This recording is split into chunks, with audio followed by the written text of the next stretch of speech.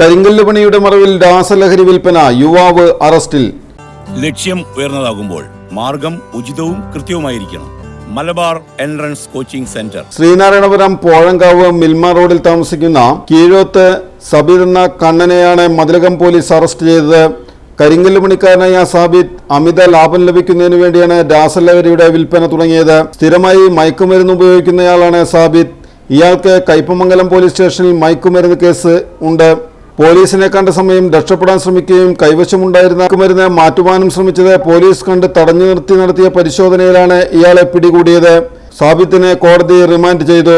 അതിമാരക മയക്കുമരുന്ന് വിൽപ്പനയുണ്ടെന്ന് Thrissur rural police മേധാവി B Krishnakumar IPSനെ രഹസ്യവിവരം കിട്ടിയതിനെ തുടർന്ന് കൊടുങ്ങല്ലൂർ ഡാൻസ് ഓഫ് ടീം അംഗങ്ങളും സ്പെഷ്യൽ ബ്രാഞ്ച് ഫീൽഡ് സ്റ്റാഫും മതിലകം SIയുടെ നേതൃത്വത്തിൽ നടത്തിയ അന്വേഷണത്തിലാണ് സാബിത്തിനെ പിടികൂടാനായത്.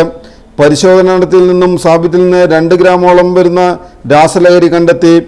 SI രമ്യ കാർത്തികേയന്റെ നേതൃത്വത്തിൽ probation SI Sahad, ASI Prajeesh, Liju, grade senior CPO Biju, Jamal, Nishad, Shibin, Johnson, special branch SI Muhammad Ashraf എന്നിവരാണ് സാബിത്തിനെ പിടികൂടിയത്.